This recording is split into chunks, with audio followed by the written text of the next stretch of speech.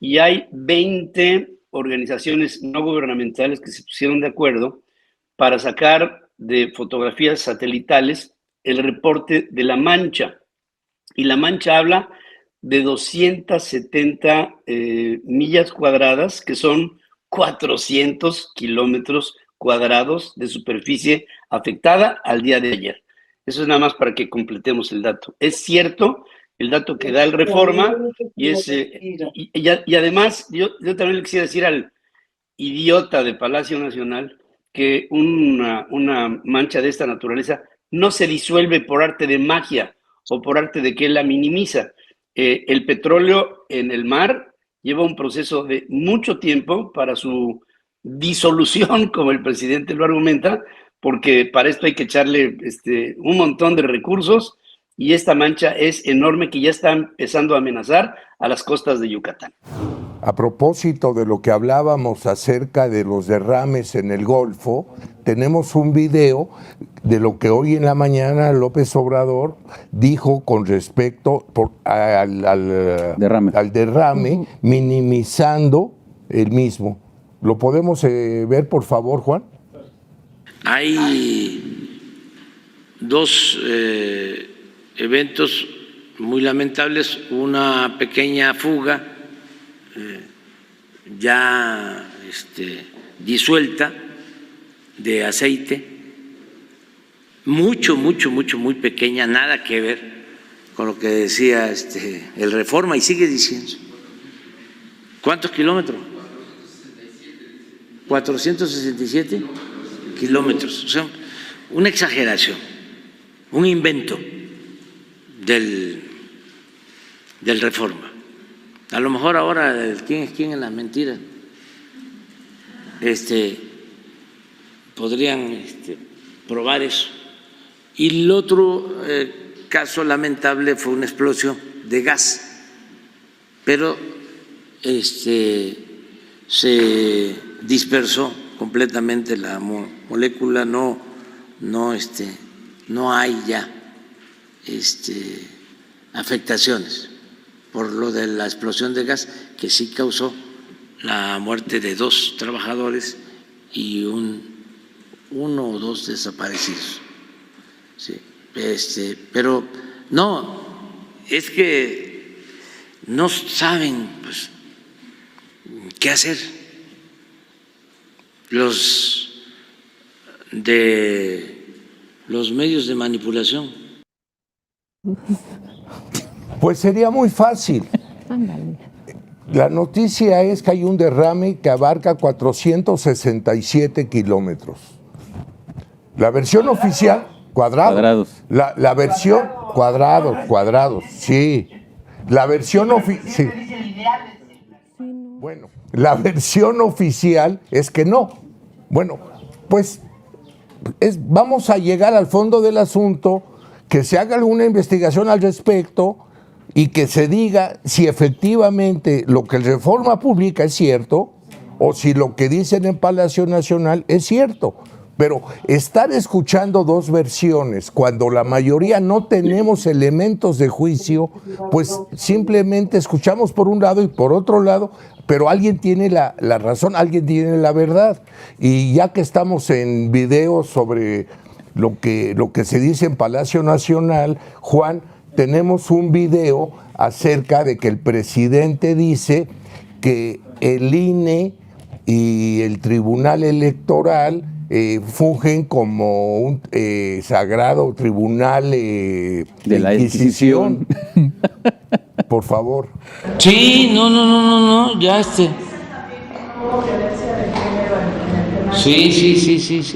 No, pues ya es como la Santa Inquisición.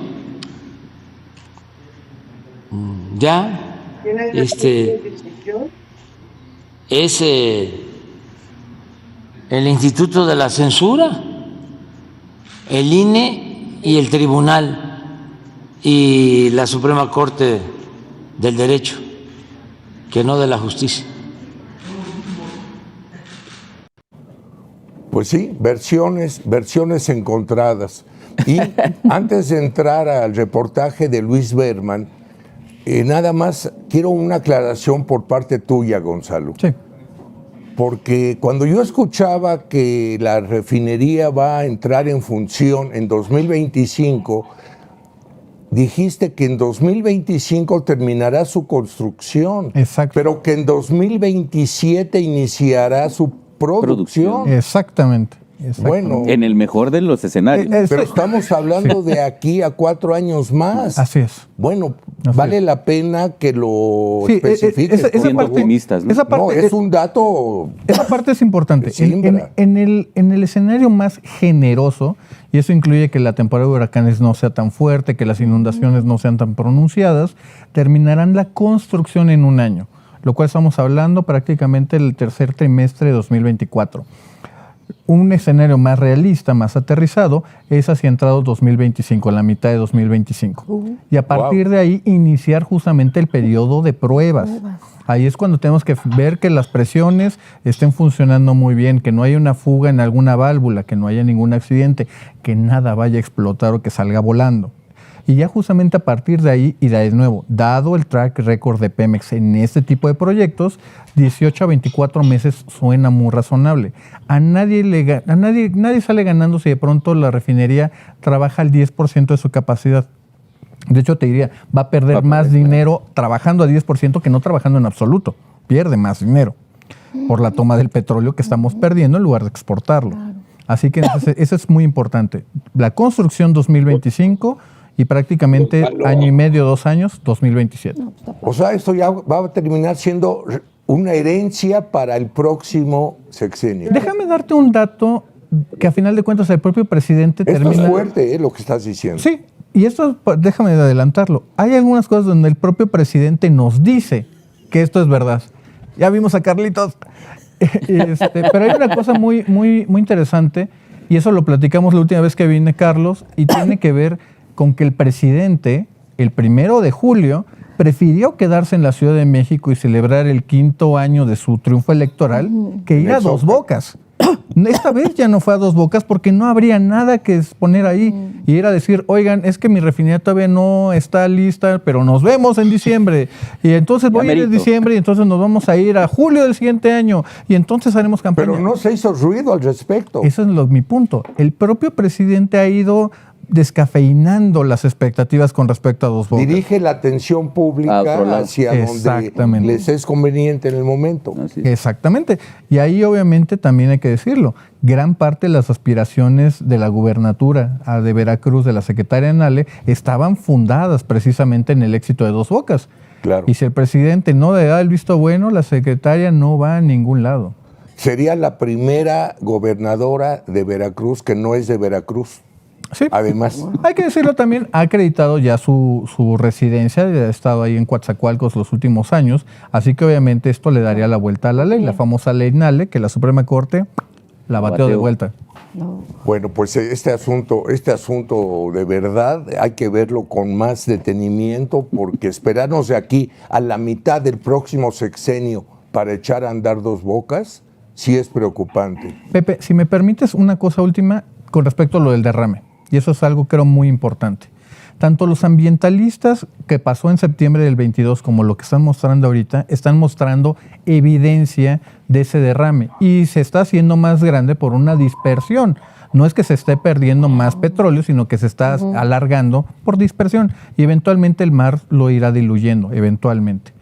Pero lo más importante es que Pemex, el gobierno federal, es la única fuente que dicen es la fuente de los deseos, la fuente de Trevi. Créeme porque yo soy Pemex y te lo estoy diciendo. Pero la realidad es que necesitamos más evidencia que eso. Y Pemex, y lo sabemos también de primera mano, Pemex se tardó en avisarle a las autoridades. No le avisó a la Secretaría de Marina, no le avisó a la Secretaría de Medio Ambiente, le termina avisando a destiempo, cuando ya había ocurrido el derrame, a la propia Agencia de Protección Ambiental en materia de hidrocarburos, la ASEA. Te lo pongo de esta manera, ni siquiera le avisó a la propia Secretaría de Energía, que es la cabeza del sector. Si Pemex no avisa, ¿las demás dependencias no se enteran? No. Ese es el problema. ¿Cómo? Exacto. Esa cara de incredulidad es lo que está pasando al interior del gobierno. Porque nos enteramos de lo que Pemex quiere que nos enteremos. Exactamente. Y pensar de nuevo que Pemex va a decir, hazme caso porque yo soy Pemex, pues la verdad es que no. O sea, Pemex opera para el beneficio de Pemex, no del gobierno, ni tampoco de la población ni del país. Pemex opera para Pemex. Wow, pues sí. Bueno, Pedro, y le vamos a dar luego la... Estoy aquí viendo algunas de las noticias últimas sobre este incidente en Nohoch y hay 20 organizaciones no gubernamentales que se pusieron de acuerdo para sacar de fotografías satelitales el reporte de La Mancha. Y La Mancha habla de 270 millas cuadradas, que son 400 kilómetros cuadrados de superficie afectada al día de ayer. Eso es nada más para que completemos el dato. Es cierto el dato que da el Reforma y además yo también le quisiera decir al idiota de Palacio Nacional que una mancha de esta naturaleza no se disuelve por arte de magia o por arte de que él la minimiza.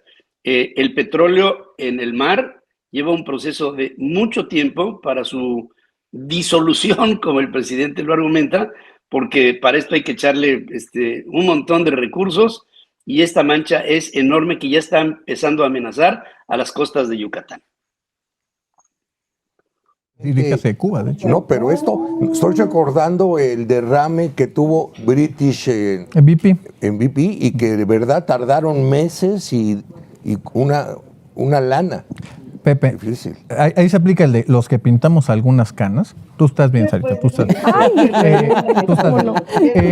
Nos tenemos que acordar que antes de ese accidente de British Petroleum era justamente el Lickstock 1. El Lickstock 1 tuvo un derrame de más de 3 millones de barriles y termina siendo una mancha de petróleo que se fue desde las costas de Campeche hasta afectar todas las playas y ecosistemas de Texas y Luisiana. Y en ese entonces, México tuvo que argumentar y literalmente invocar autonomía, y en ese caso inmunidad soberana, para no ser demandado en Estados Unidos. O sea, estos accidentes, por desgracia, son parte de la industria, son industrias de riesgo, pero tenemos que saber manejar ese riesgo. En resarcirse, todo eso.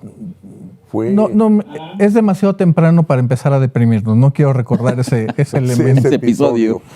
Bueno, Carlos quería intervenir, por favor. No, yo nada más.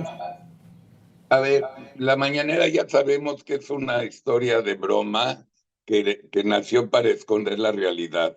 Y a él le corresponde engañarnos para decir que el país está perfecto. Pero todo lo que diga Andrés, pueden decir ustedes botellita de Jerez. Todo lo que diga será al revés, ¿no? Entonces eso es uno. Pero, Gonzalo, una pregunta. ¿Cuál es el estado que va a tener Dos Bocas cuando este se largue a la chingada en un año? ¿En qué nivel de desarrollo está Dos Bocas? Porque además, déjame decirte, que los jarochos espero que no sean tan tarados y voten por la idiota de la Nale, que es una inepta de quinta y una corrupta de octava. Que eso espero también que a ver, pero ¿cómo va? Cuando se largue Andrés, ¿en qué etapa va Dos Bocas? Muy probablemente va a estar muy cerca ya de estar terminando las plantas. De nuevo, asumiendo que todo está saliendo muy bien, lo más probable es que estén muy cercanos de terminar la construcción. Y obviamente veremos videos de que no, y miren, ya está terminado y toda la cosa, pero todavía antes de empezar las partes de las pruebas.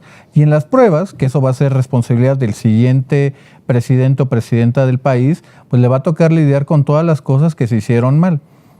Un dato, y que vale la pena siempre tener una parte del contexto. La gente quizá no se acuerda, la gente de la Ciudad de México, pero Andrés Manuel, la última obra que inaugura como jefe de gobierno es el Metrobús. Y lo que hace la primera cosa Marcelo Ebrard como jefe de gobierno es volver a reencarpetar todo lo que fue la línea de Indios Verdes hasta el sur de la ciudad, hasta la parte del Paradero. Esto es lo que trato de decirles. Van a tratar de mostrar que algo ya está terminado para sacar la foto y cuando le toque que esa cosa funcione bien, eso le toca al